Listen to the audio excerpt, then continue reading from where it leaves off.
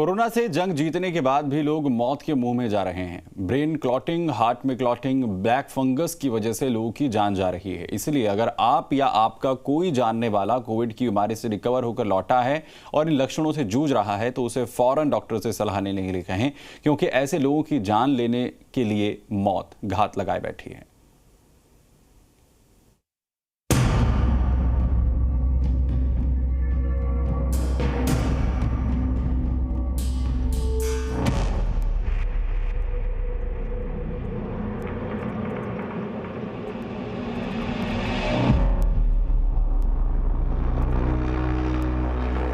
Corona की दूसरी लहर में जानलेवा वायरस की चपेट में आने के बाद जो लोग कोरोना को हराकर अस्पताल से घर वापस लौट रहे हैं, उनकी जिंदगी पर मौत की तलवार अगले कुछ दिनों तक फिर भी लटकती रहती है। दवाइयों का ओवरडोज, दवाइयों का साइड इफेक्ट और डायबिटीज की बीमारी जिंदगी पर भारी पड़ रही है। इस बार पोस्ट कोविड इफेक्ट बहुत लोगों की जान ले चुका है।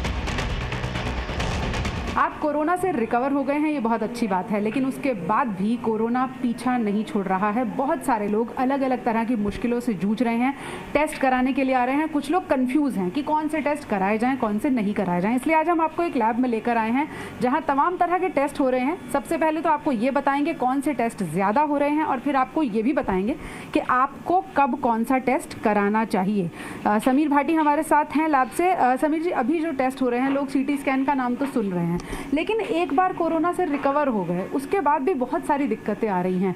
तो किस तरह के टेस्ट अभी आप ज़्यादा देख रहे हैं और किस तरह की प्रॉब्लम ज़्यादा देख रहे हैं? देखिए, जब हम बात करते हैं पोस्ट कोविड की तो वायरस तो चला जाता है, पर वायरस जाने के बाद अपनी छाप छोड़ जाता है। स्पेसिफिकली अभी करंटली हम देखें तो वैरायटी ऑफ केसेस आ रहे हैं, क्योंकि लोगों का मानना है कि कोरोना वायरस सिर्फ लंग्स को अफेक्ट करता है। ये सिर्फ लंग्स को अफेक्ट नहीं कर रहा है, सबसे ज़्यादा इसमें जो अभी देखा जा रहा है ये क्लॉट फॉर्मेशन करता है। मतलब ये थक्का जमाता है। वो क्लॉट फॉर्मेशन कहीं भी अगर आपके वो ब्रेन में गया तो आपको उस तरह से स्ट्रोक आएगा। कोरोना से रिकवर होने के बाद ठीक हो चुके मरीजों के ब्रेन क्लॉटिंग, हार्ट में क्लॉटिंग और आंखों की रोशनी जाने यानी कि म्यूकरमाइकोसिस के मामले आ रहे हैं।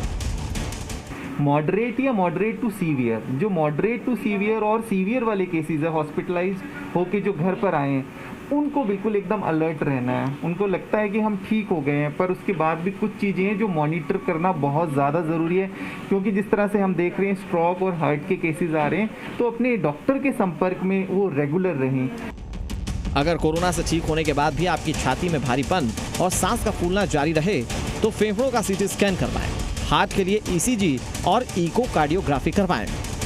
अगर आप अपने शरीर के एक हिस्से में कमजोरी या सुनपन महसूस कर रहे हैं तो ब्रेन का MRI और रूटीन ब्लड काउंट जरूर करवाएं। ये ऐसे एहतियाती कदम हैं जो मौत के अटैक से आपको बचा सकते हैं। कोरोना जो हम कह रहे हैं कि लंग्स को इफेक्ट कर रहा है, उसके अलावा जो कॉम्प्लिकेशंस हो रही हैं उसकी बात कर रहे हैं हम लोग।